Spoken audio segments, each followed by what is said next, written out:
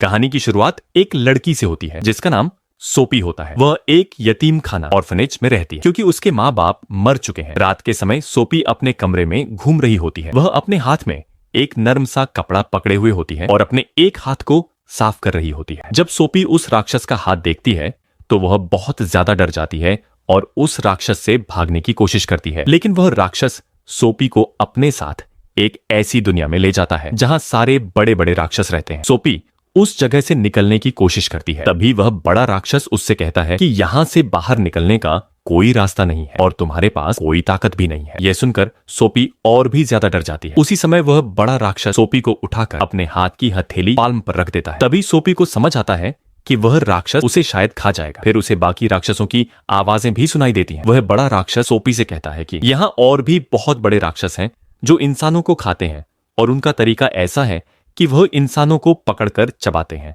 और जरा भी दया नहीं करते। ये सुनकर सोपी हैरान रह जाती है। फिर वह बड़ा राक्षस कहता है, मैं तुम्हें नहीं खाऊंगा, मैं इंसान नहीं खाता, मैं सिर्फ सब्जियां खाता हूँ। सोपी कहती है, अगर तुम सिर्फ सब्जियां खाते हो तो तुम मुझे यहाँ किस लिए लाए हो? वह बड़ा राक्षस जवाब देता है, मैं तुम्हें इसलिए लाया क्योंकि तुम मुझे देख सकती थी। अगर तुम वापस जाती तो लोगों को बता देती और मुझे खतरा हो जाता। इसके बाद सोपी को नींद आती है और वह सो जाती है। सपने में वह फिर से भागने की कोशिश करती है। तभी एक और बड़ा राक्षस सोपी को पकड़ लेता है और उसे पूरी तरह अपनी जेब जैसी जगह में डाल देता है, लेकिन सोपी वहां से निकल आती है। फिर बड़ा राक्षस दूसरे राक्षस से कहता है, इस लड़की को छोड़ दो। दूसरा राक्षस बोलता है, मैंने इसे इसलिए पकड़ा था क्योंकि यह भागने की कोशिश कर रही थी। चाहता था कि यह पूरी तरह खत्म हो जाए क्योंकि मैं बाकी राक्षसों की तरह हूँ। मेरे अंदर दया नहीं है, मैं एक बड़ा राक्षस हूँ और सबसे पुराना हूँ। बात करते करते अचानक वह बड़ा राक्षस बेहोश होकर गिर जाता है। जब वह राक्षस गिरता है तो दूसरा राक्षस कहता है, तुम किससे बात कर रहे थे? वह बड़ा राक्षस कहता है, मैंने किसी से बात नहीं की। सोपी यह सुनकर और ज्यादा डर जाती है, लेकिन उस दूसरे राक्षस को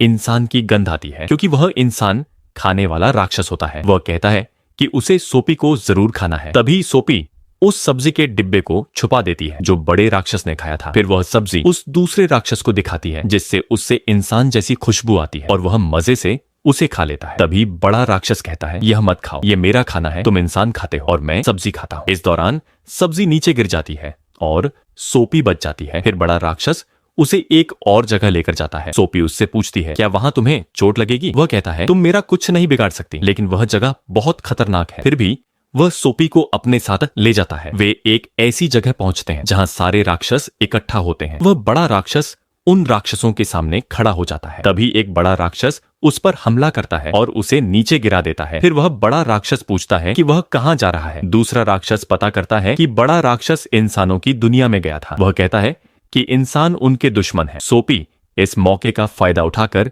छिप जाती है और तभी बारिश शुरू हो जाती है। राक्षस बारिश और पानी से बहुत डरते हैं, इसलिए सभी इधर उधर भाग जाते हैं। बारिश की वजह से सोपी और बड़ा राक्षस वहां से निकल जाते हैं और इंसानों की दुनिया में पहुंच जाते हैं। यहीं से सोपी और उस बड़े राक्षस की दोस्ती शुरू होती है। सोपी उसका नाम बिब्जी रख देती है और वह नाम उन राक्षसों की दुनिया में भी चलने लगता है। अब वे इंसानों की दुनिया में घूमते हैं। सोपी बिब्जी से पूछती है, तुम्हारी उम्र कितनी है? बिब्जी कहता है, उतनी ही उम्र जितनी इस दुनिया की है। मैं बहुत पुराना हूँ, लेकिन हम इंसानों से छुप कर रहते हैं। फिर बिब्जी वापस जाने लगता है। सोपी पूछती है, मेरा ब्लैंकेट कहाँ है और मेरी स्टोरी वाली किताब क्यों गायब हो गई? मैं उसे ढूंढ रही थी। बिब्जी सोपी को ऑर्फनेज में छोड़ देता है। सोपी उसे जाते हुए नीचे गिरा देती है और बिब्जी घायल हो जाता है। इसके बाद सोपी उसे और भी पसंद करने लगती है। बिब्जी सोपी को अपने साथ फिर ले जाता है। जब वे वापस उसके घर पहुंचते हैं तो वह उसकी तस्वीरें देखती है। इन तस्वीरों में दिखता है कि बड़ा राक्षस इंसानों के सपने बनाता है और हर राक्षस को